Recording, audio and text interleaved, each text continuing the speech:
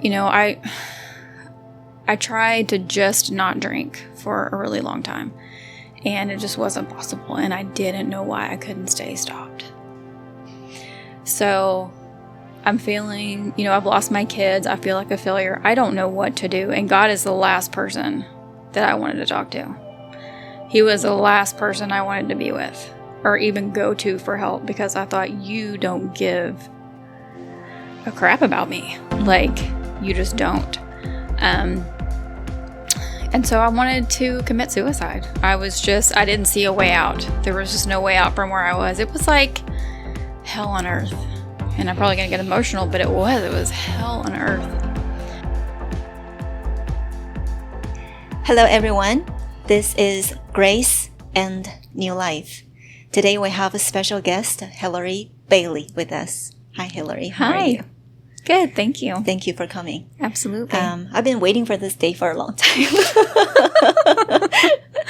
Hillary is such an angel to me, and we didn't really dive in to have a lot of deep conversation yet. But once I know your story, you know, I thought, I can't be so selfish, just hold that story to myself. I have to spread it out, right? The good news. So thank you so much for coming, You're Hillary. welcome. So you have listened to our podcast before. Yes. Thank you. So you know, naughty Selena likes to dig out some naughty stuff. Yes. Especially starting from people's childhood. Yes. So that's where we're going to start today. Okay. Before we jump in, I'd like to let you introduce yourself a little bit to our audience. Tell us who you are today before we jump into the history. Who I am today? Oh, so I am a business owner, a wife, a mom. My husband and I, we have 4 daughters together. So I have 2, he has 2. My oldest daughter is 25. And my youngest daughter just turned 24. And then he has a 21-year-old and a 15-year-old daughter. Oh. So he is surrounded by women. It's not fair. Like, as young as she is, she has adult kids. I started very early. Well, that's a good thing. Yes. Well, you wear a lot of hats. Yes. A business owner, you know, just like any other woman, you're also a wife and mother. Life isn't easy, is it? It's busy. Yes, it's very busy. Yes. Owning the business has made things very busy. And my husband and I also like to be involved in our church, which is a brand new church. And so, you know, we're on the coffee team and the greeter team, and we're involved in other things too. So we really enjoy being involved in the community.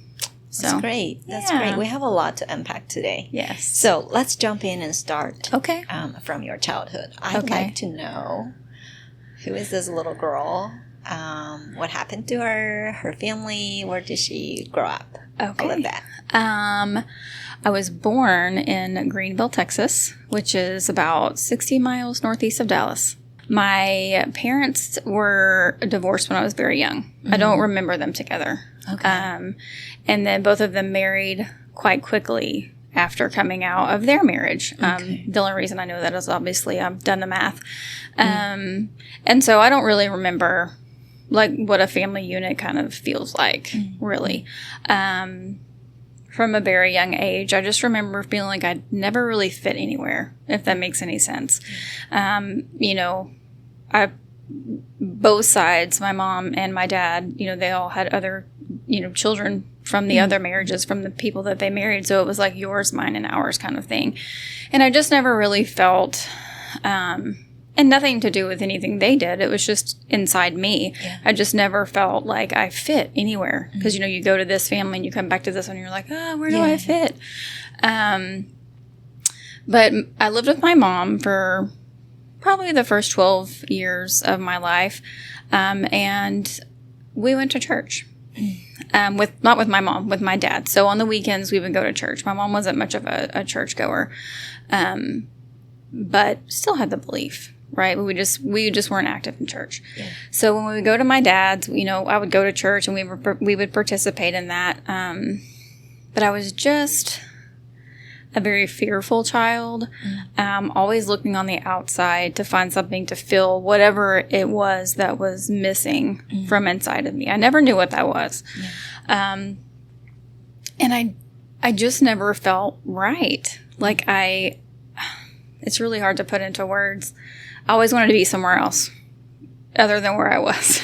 Because I would just look at all of these people on the outside and I would think, man, look how confident they are. They've all got it together. Their parents are married. Look how perfect their life are. Because that's what it looked like on the outside to me, is that everybody had the answer to life and I just didn't have it. I just wasn't happy. I just wasn't a happy kid. And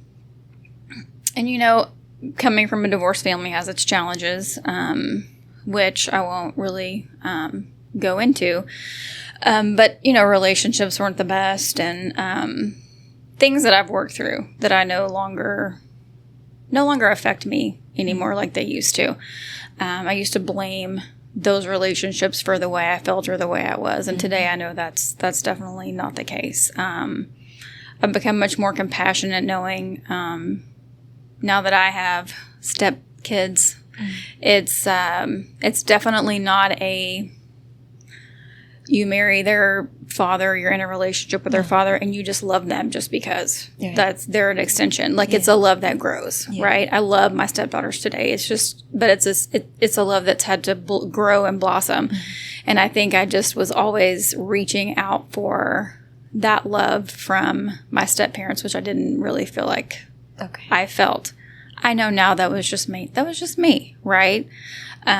So when I was about 12, I ended up moving in with my dad, and I went to a very small school, teeny tiny school.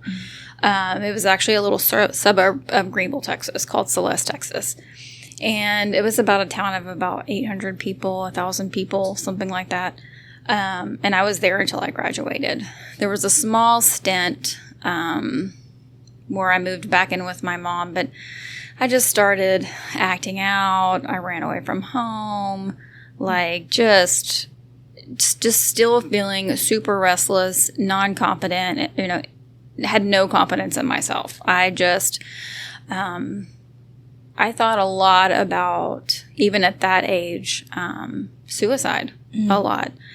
I just never felt good enough at anything. I never felt like I measured up at anything. So anyway, I lived with my dad and went to this really small school. Had a pretty, normal high school life. Met my first husband in high school. Nothing really significant happened. I worked.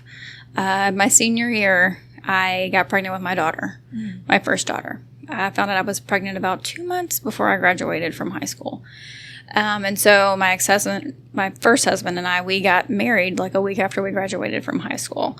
And a lot of people would say, oh, you just got married because you were pregnant. We were very much in love. We loved each other.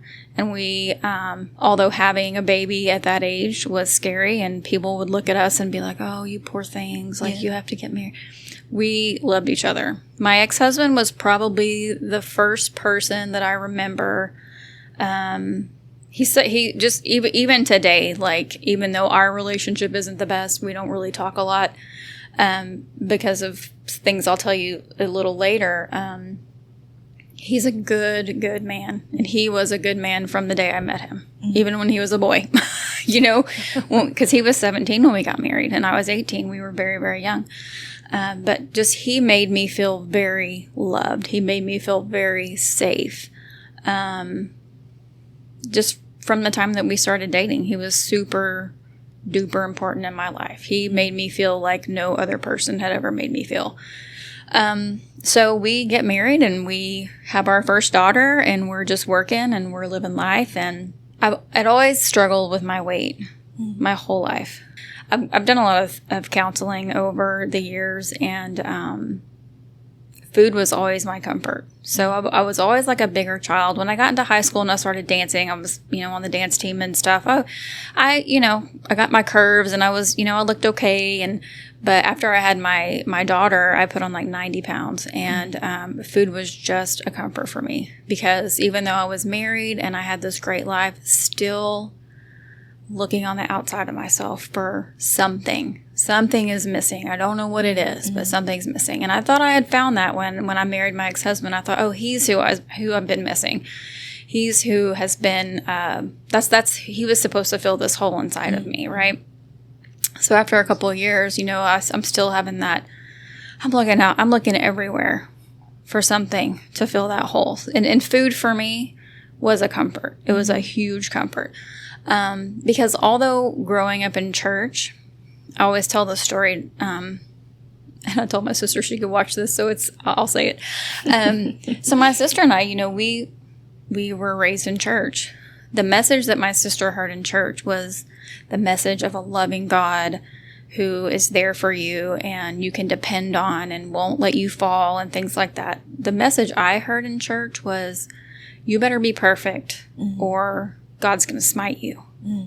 And then I remember people would tell me, oh, God knows everything that's going to happen in your life from day one until you come back to heaven. He has your whole life planned out. And in my mind, I'm thinking, well, God must not like me very much because I don't feel good on the inside. I'm not confident. I don't feel loved, like, all of these things. So I'm thinking, God must not care about me. I mean, he really must not, because my life, in my mind, my life was not good when I was, in high school, junior high. I didn't feel like I had a very good life. So fast forward back to, we have my ex-husband and I, we have our second daughter, and I balloon up to 300 pounds. So after, yo-yo dieting and trying everything I can, again, right, to fill that hole, whatever it is inside me, I don't know what it is. I'm trying to fill it. So I balloon up to about over 300 pounds, and I'm just miserable. Yeah. Like, I hate the way I look. I hate that my daughters have this mom that's obese. I'm 23. I hate it. I'm hating my life again. And my life is good. There's nothing in my life that I should be hating, but I'm still not feeling good. I'm feeling like I'm missing something. So anyway, I decided to have weight loss surgery. So I had weight loss surgery when I was 23, and I lost about 155 pounds in about 2 years. So it really came off. And I'm feeling really good about myself, right? I'm finally able to go out in public on a date with my husband, and I'm feeling, pretty, and he's happier for me because he can tell that my confidence is growing. I'm doing all these things, volunteering at my kids' school, being the cheer mom, all the things that you do. And I'm having a great time. But again, when food is your drug of choice and your stomach is teeny tiny, how do you feed that addiction or feed that hole? What are you going to feed it with? And so I found a substance to fill that void. And for the next, that was in, I guess, 2006, probably. 2006, yeah. My addiction really took a hold of me really quickly.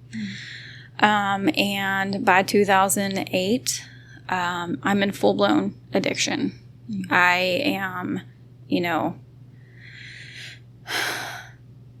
there's really no way to get around this, so I'm just going to say it. I'm drinking every day, right?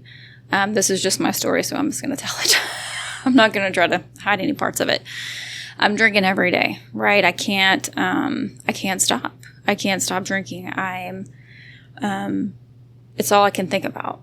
I don't want to be, I'm trying to fill this hole, and I can't stop drinking, and I have no idea why I'm like this. And again, I'm like, God, why? Why are you putting this on me? Like, after all that crap from my childhood, you want to put this on me? Like, addiction wasn't something that I ever saw in my family. No one in my family ever suffered from that I knew of. Or if they did, it wasn't talked about. So I thought I was just morally corrupt. There's something innately wrong with me that I cannot, stop. I had no idea that alcoholism was a disease, because we just didn't talk about it. So I thought, okay, so I'm a psycho. I can't stop putting alcohol in my body, and I don't know why. I have, lost custody of my children because I can't stop drinking. I'm divorced, and this is all before my 30th birthday, right? So I have, I tried to just not drink for a really long time, and it just wasn't possible, and I didn't know why I couldn't stay stopped. So I'm feeling, I've lost my kids. I feel like a failure. I don't know what to do, and God is the last person that I wanted to talk to. He was the last person I wanted to be with or even go to for help, because I thought, you don't give a crap about me. Like, you just don't. And so I wanted to commit suicide. I didn't see a way out. There was just no way out from where I was. It was like hell on earth. And I'm probably going to get emotional, but it was hell on earth. And so I attempted, locked myself in a hotel room, had some booze, had some pills, and I was going to do the deed. And I ended up calling my ex-husband because I thought, well, maybe I should let him know, right? Because, I'm not going to be around for my kids. So I called him, and of course I'm, obviously drunk out of my mind while I'm doing this. So I call him, and somehow somebody tells him, call the Houston police. He's in California at this point on a business trip, and I'm calling him. So he calls the Houston police. He gives them the number I'm calling from. They trace the phone. My mom comes up there, and the police come up there, and my mom knocked on the door, and I opened the door, and she, was talking to me, and she was like, are you going to hurt yourself? And I was like, yeah. I was like, leave me alone. Let me die. And little did I know the cop was standing on the other side of the door, and he heard me say that. And so they put me under mental health arrest, and I was taken to Harris County Psychiatric Hospital and or center. I think it was HCPC. And I was there for 7 days, and they were medicating me. They were telling me I was bipolar and, telling me all of these things because I didn't want to admit that I was an alcoholic, because I really didn't know what that meant. I didn't know what an alcoholic was, really. I just knew I couldn't stop drinking, and I didn't know why, and I felt like a moral failure completely, and that God was nowhere. But I was laying, and you share rooms when you're in that facility, and I was laying in the room. It was maybe like night 3, and I'm laying in the room, and I'm laying next to a young lady who I guess was, schizophrenic. I'm not really sure.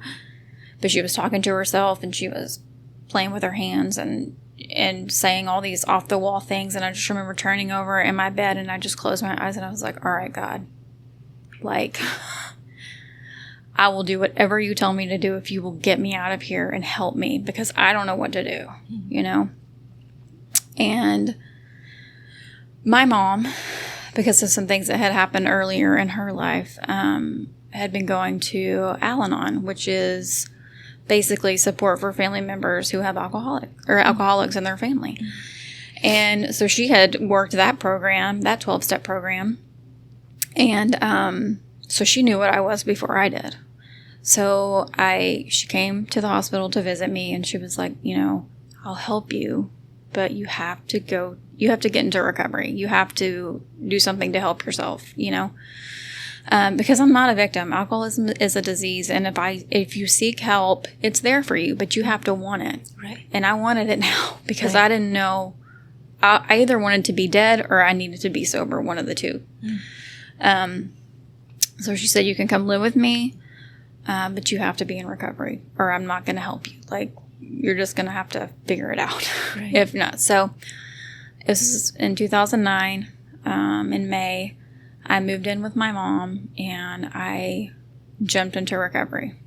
And I'm telling you, that was the first gift that God gave me. It has been the biggest gift of my life.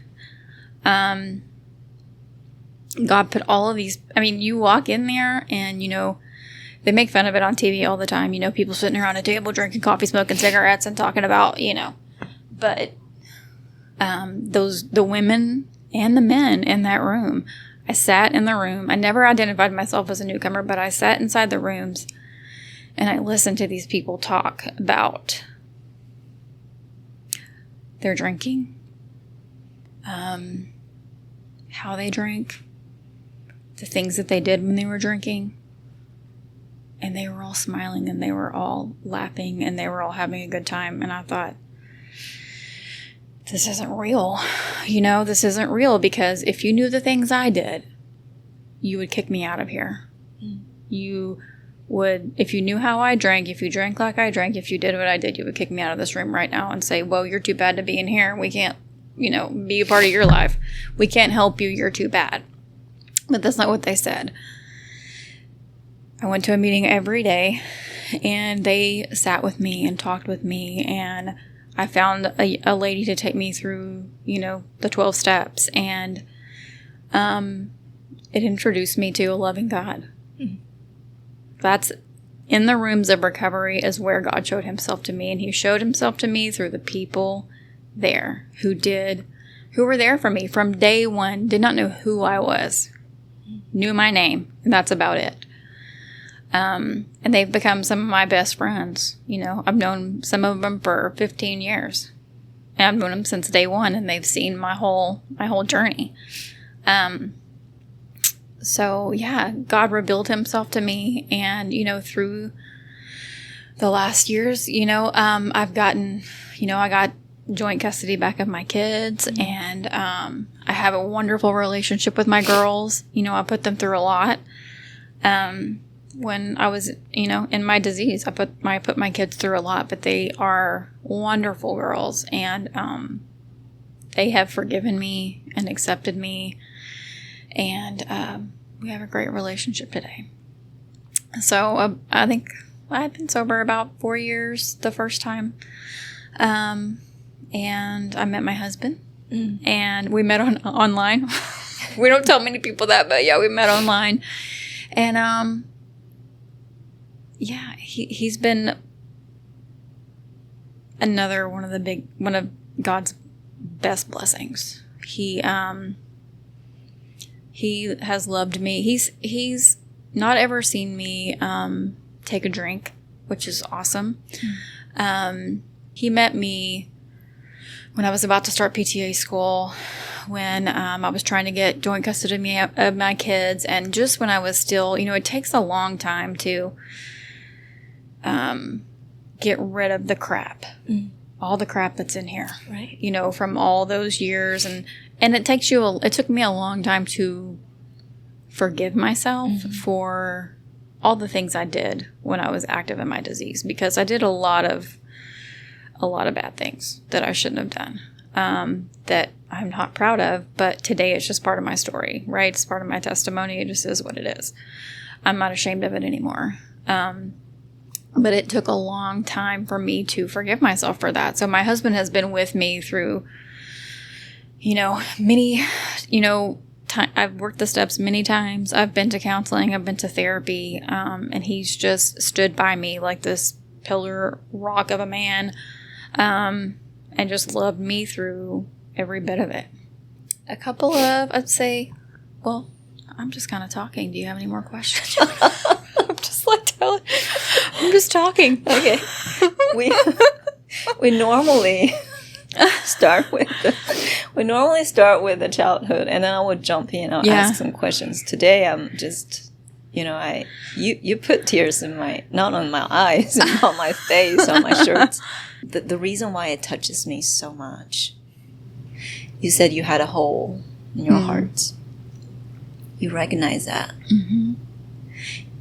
What makes me really sad is that it's not that you didn't know God, but you didn't know him personally.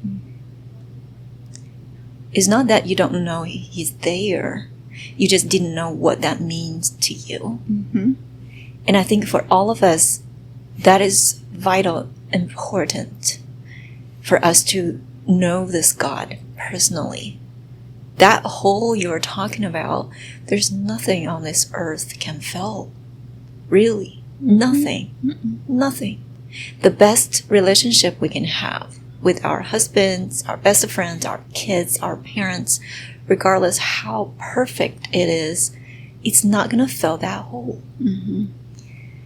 I think, my feedback to this is I think a lot of the burdens that you carried on from an early age may have something to do with your broken family. I came from a broken family as well. We all have our burden. All of this come to the suffering, and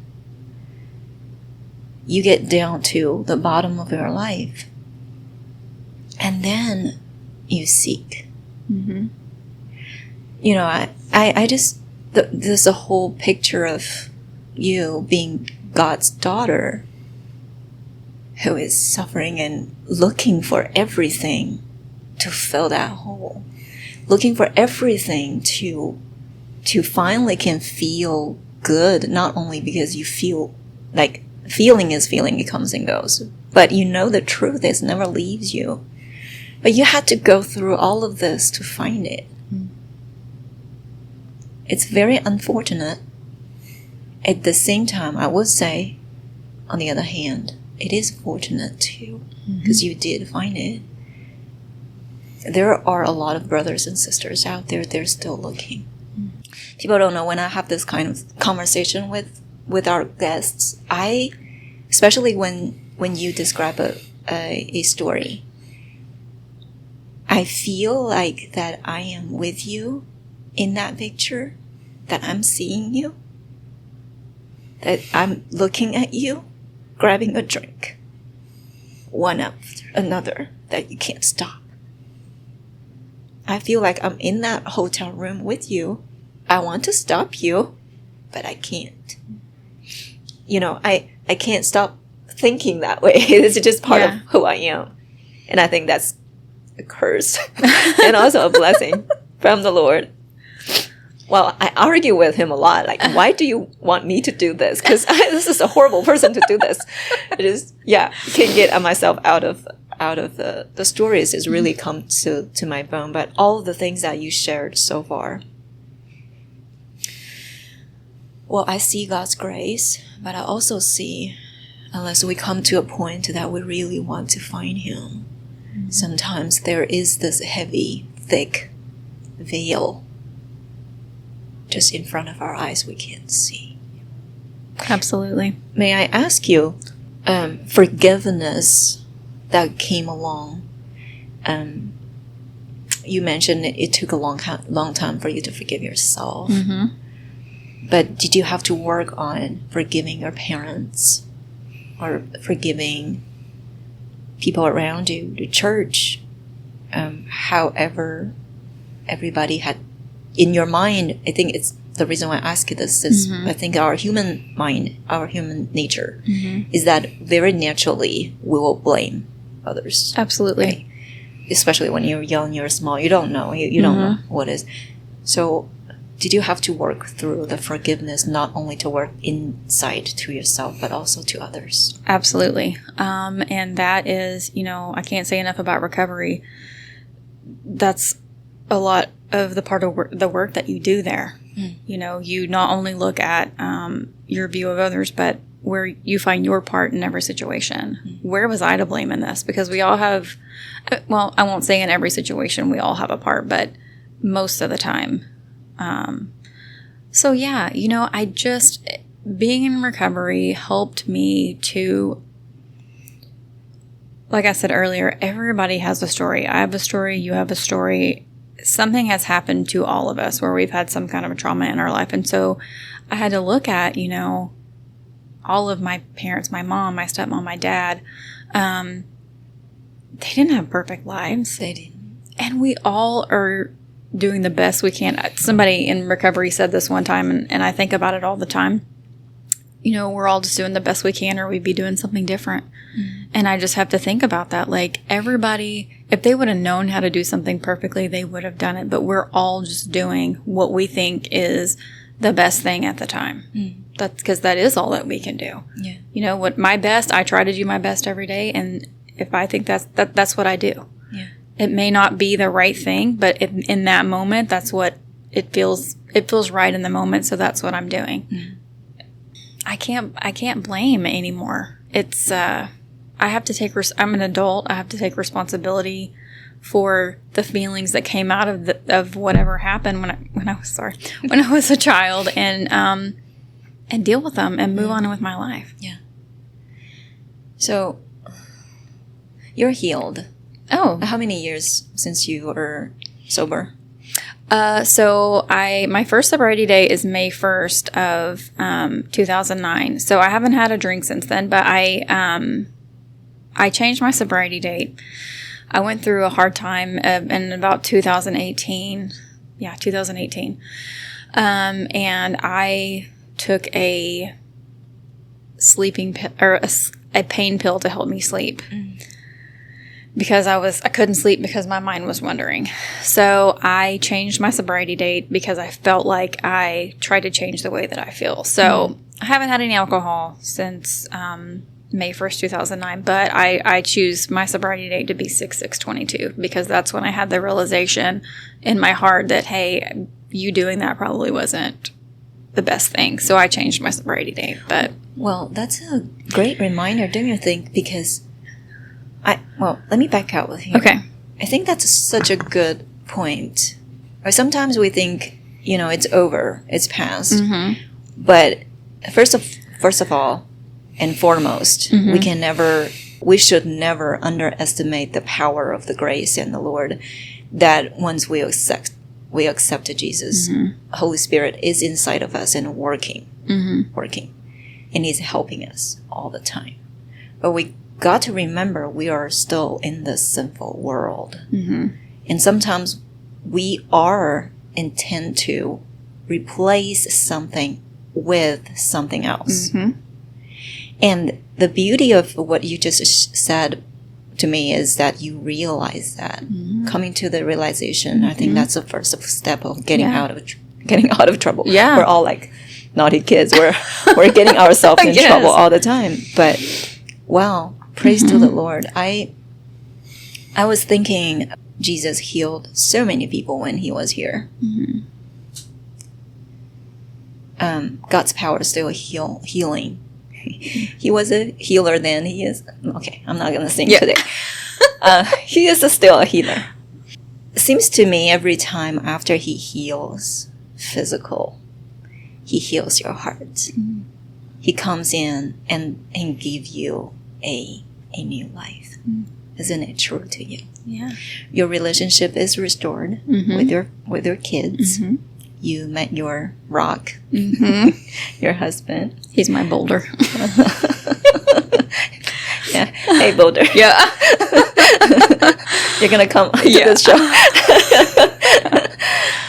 And then you found peace with yourself, don't you? Doesn't mean life is all easy, all good now.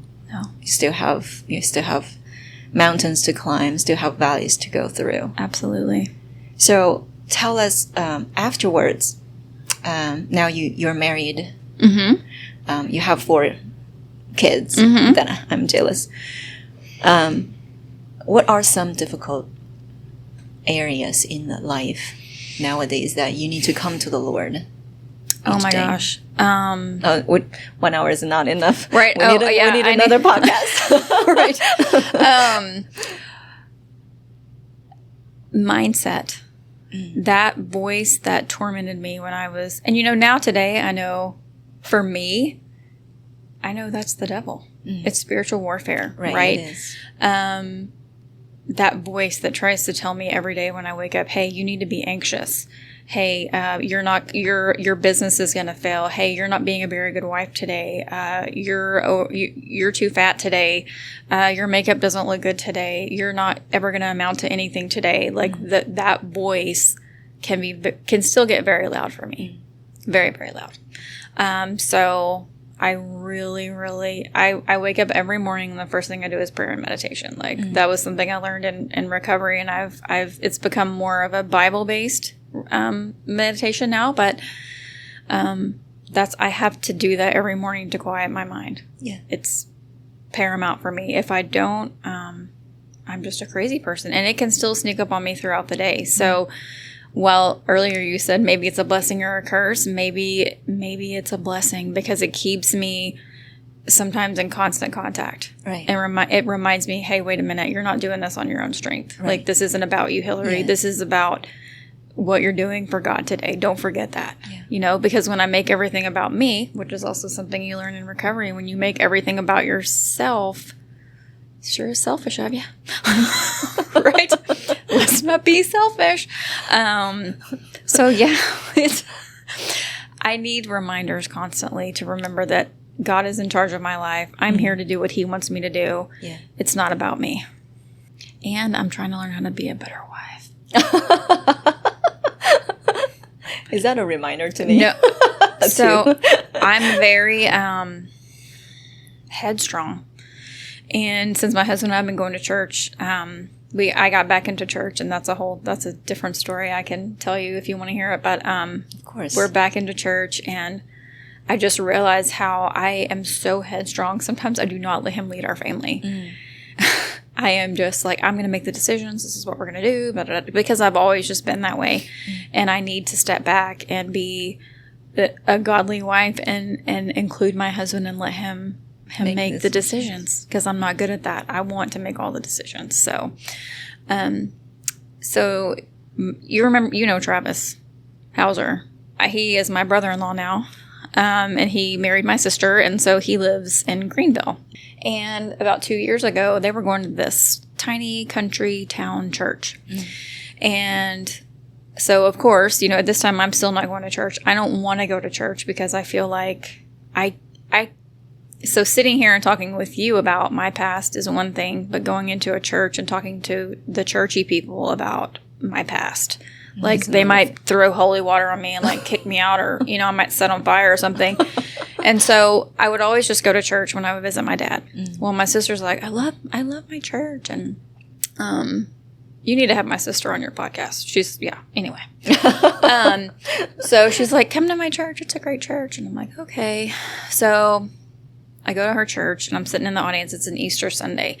And I see all these people lined up that are getting ready. They're holding signs, and they're like getting ready to go up to the front of the church. And I'm like, what's going on in here? And so they start coming up one by one, and their signs read things like, God saved me from a heroin addiction. God saved me from a pornography addiction. God saved my marriage. God, took away my alcoholism. I mean, just all of these things. And I thought, wow. Yeah. Okay. Well, this is cool. Like, okay. All right.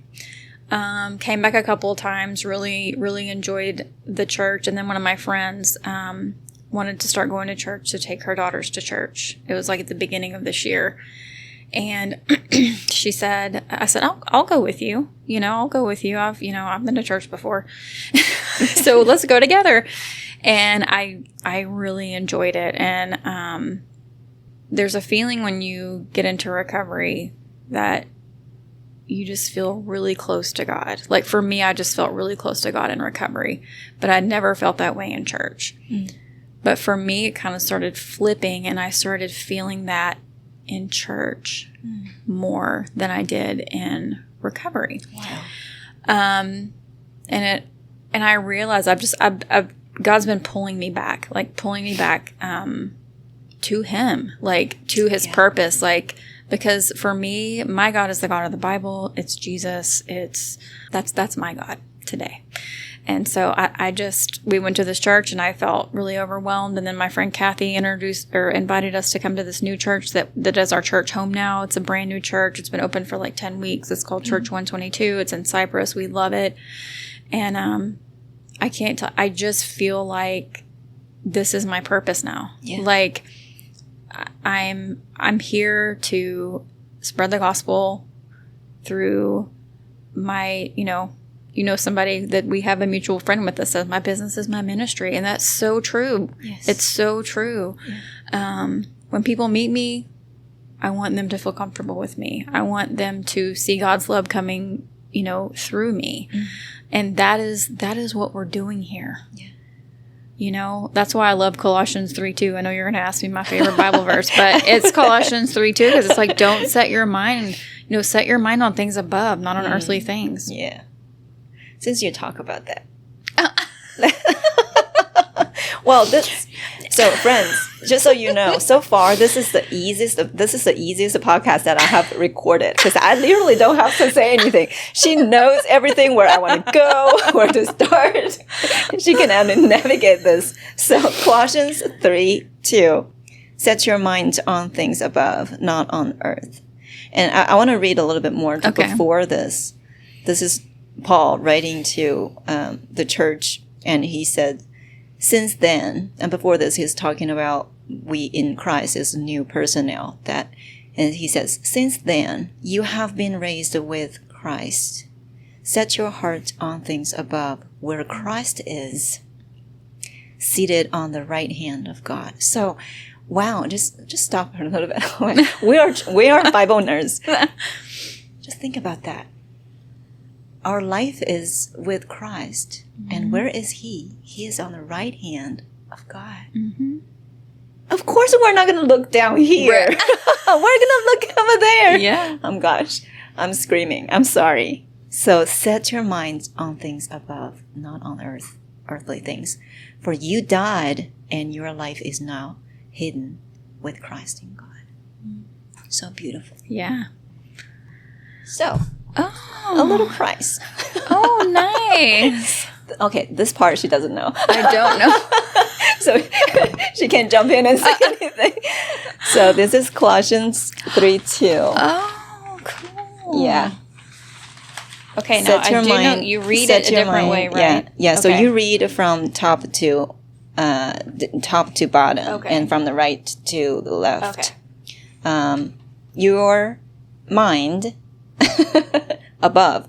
You can't really literally translate, but this is set your mind above, not the earthly things. 你们要思念上面的事, the things above, 不要思念地上的事. And then there is Colossians, the verse number, and that's my seal and my name, and that's your beautiful name. Oh, thank you. As a thank you, oh, and you're also welcome. Great testimony. I actually had a lot more questions. We really need to come back to the second part. We don't have time. We don't have enough time today. But this girl had completely earned this seat. I told people this when I first came to Christ about 8 years ago. So I'm only 8 years old. So when I first came to Christ 8 years ago, I didn't want anybody to know my story. If you ask me why, I felt like that was very personal. I felt like that's, but I had shame because I had rejected Him so long. And then I had a lot of people to blame too, like my environment, my country. I didn't have this or that. But honestly, after my world was opened up and God had showed me Himself, and I had my loving husband tell me about Jesus all the time, mm-hmm, I still struggled, and I still kicked and screamed and rejected Him so long. Until I couldn't anymore. Mm-hmm. So I came unwillingly. I was not a good kid. So for a period of time, I was very shy. I used to go to a big church. It was so big that nobody can see me. I'm so little. And we would just sit there. Nobody knows me. I don't want to get plugged in a small group. I don't want to talk to people. I just want to be there and listen to the sermon and enjoy it and be gone. Mm-hmm. Until get to a point, the first time I shared my testimony in a small group at our church, and the feedback I got from the brothers and sisters was so great. They praised the Lord. And that lit up the fire inside of me. Mm. I was thinking, what is this hard... You said you're this is a hard head. Yeah. What are you thinking about? It's not about you. Mm-hmm. So we come here to share our story. I said this a couple of weeks ago talking to a Chinese lady came to my show. You know, compare with the people, the apostles. Let's just compare with Jesus. Jesus walked 3 years to go each town, every place that he needs to go. Mm-hmm. He heals, he preaches, and he loves. And all we do right here, right now, although the air conditioner is broke, but we're sitting in this air conditioning very well furniture room. Yeah.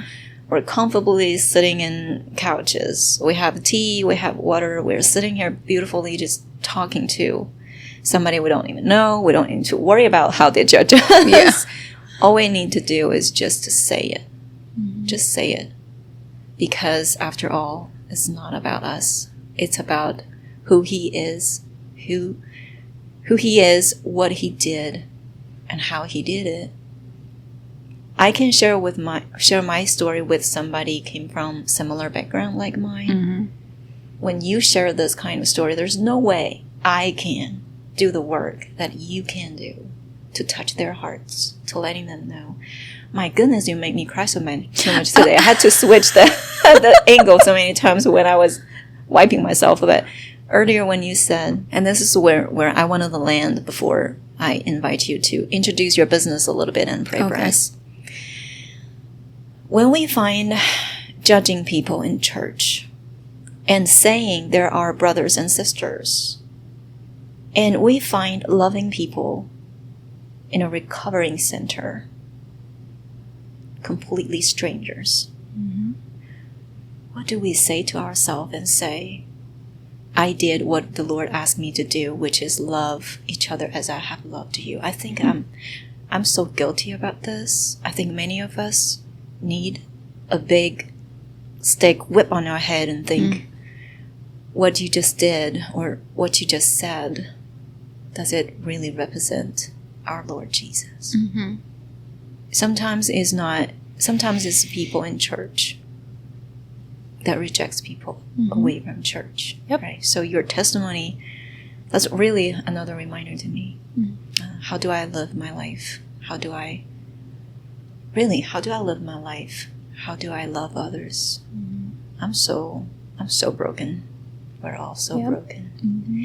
Any other last thoughts you want to share with our listeners and audience today? Like, give them a takeaway. They can take home and use it. Oh my gosh.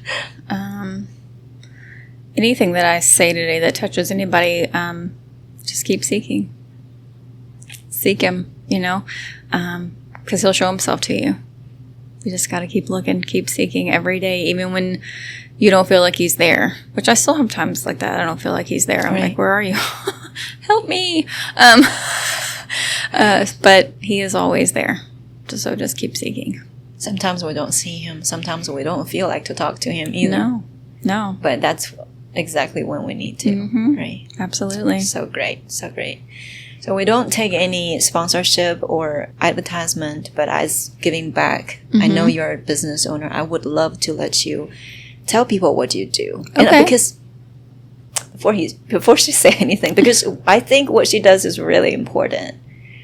She takes care of people. Yes. She takes care of family, especially when they're old and they're sick. Yes. And I can just imagine, you walk into patients or people's home or your team go there and take care of them. I can imagine you praying for them on the side, even though sometimes they don't know, right? Because there's no way you can hold it back. No, there's not. There's not. Yeah. So tell us about your business. What is your business? How can people find you? And what do you do? Okay.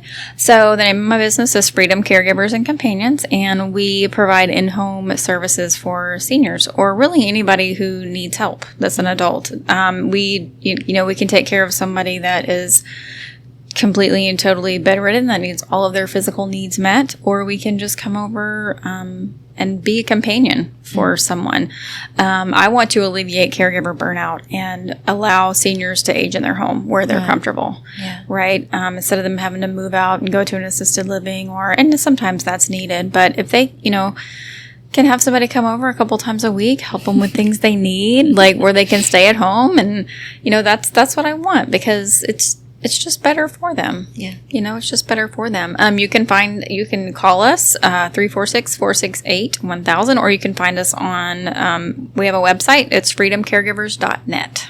It's freedom. Freedom. It's the freedom. Freedom. Well, it's really beautiful. I think not everybody is called to pastoring, right? Not everybody is called to the same type of work, but in a way, we all are serving the Lord full time.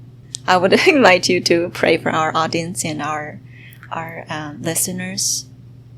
Just think about, all kinds of difficulties, hardship they could facing right now. They could be facing at this moment, although we don't know them. Right. Yeah. Right. So pray for us, please. Okay. Yeah. All right.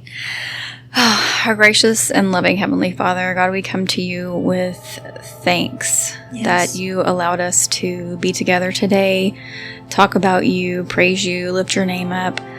God, I pray that anyone watching, if they have, that you would fill their heart, God. If they're looking for you, that you would show yourself to them so brightly and so boldly that they don't question that it's you. Come into their heart and give them peace and give them joy and give them love, and put someone in their life that they can talk to about you if that's what's needed. God, just please bless them. God, please continue to bless us, bless our businesses, bless this podcast that is sharing your word with so many people. And we ask this in your son Jesus' name. Amen. Amen. So good. I really don't want to let you go. But it's so good. So good. Thank you for coming. Thank you for having me. We can't wait for you to come back. Oh. And we love you. Thank you. We will love be you praying too. for you. Thank you.